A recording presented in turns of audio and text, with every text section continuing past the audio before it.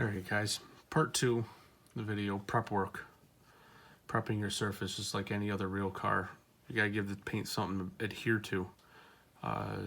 People call it, I call it putting a tooth into it. Put a little tooth into it, gives the paint something to bite onto. It won't chip off or flake off. I've had some bodies that I've done in the past and that have painted flaked off because they're crappy prep work.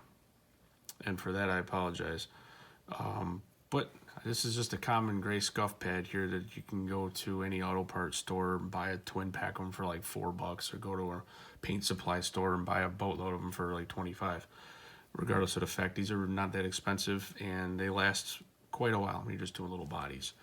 So just go ahead and scuff away and sit here for a couple minutes and sanding. This will be a very informative and fun video to watch, part of this video to watch, because it's like watching paint dry. I won't actually film paint drying, in case if you're curious. I have way better things not to do than torture people more than they already are.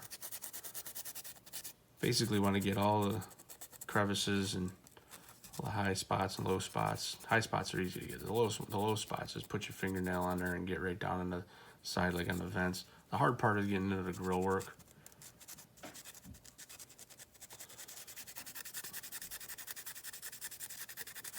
But this doesn't take that long. You'll be pretty efficient at it. Like I said, it ain't gotta be perfect.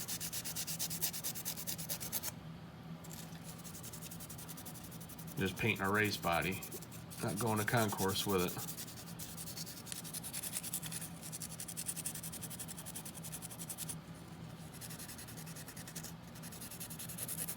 You see there's a little bit of a hole right there in the back. Just kind of poke through. That wasn't for me, that's a pop in the mold. Get those from time to time. It happens, not the end of the world. Biggest thing also while you're sanding is just support the back side that you're sanding. As you see, this rested on my thumb and just sanding away. Especially when you're doing some of the thinner bodies, you start pressing on the roof and stuff like that to sand and scuff the paint on or scuff the surface on the roof. You may risk breaking the body and break the body. You might as well throw it in the garbage because they'll never be right. And glue them together, but one good hit, one good wreck, and that piece is breaking off again. Sadly enough. Down here in the pillars, just a little shine on it. Because sometimes you just got a nice edge on here, you can get right in there lightly and hit what you need.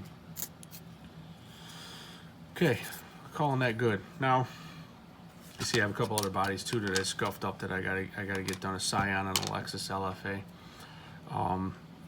The next step that I do, which I'm not gonna drag the camera up there for, that is I go upstairs to the sink and I wash it in dish soap and scrub it down with like a nylon brush, old toothbrush or something. Works real good, and that gets any more impurities in the resin off of them, so you have a nice clean, dry surface to work with, so the paint doesn't not want to stick to it. It'll bubble up and coagulate, if you will.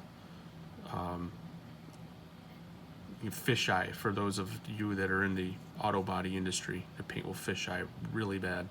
And I actually painted a Scion. If people remember, a few years ago I raced the Ecor Challenge in the super stock, the individual race, and finished third with the car. And that was a car that I didn't prep any of the surface on, and I just blasted paint onto it, and it fisheyed everywhere. And all these little, it was like spots of paint. It was the coolest body ever. I actually retired it after that race because the paint wouldn't stick to the damn car. I mean, I wish I clear coated to get one good wreck and a chunk would fall off here or whatever. So I had retired a body. Right now it just sits on the shelf. It's a cool looking body. But at any rate, so that's this video. And part 3 will be painting. Mask it and paint it. So it'll be pretty cool to watch that, I guess, maybe. Watching paint dry. Again, that's where we're at today. So, yeah.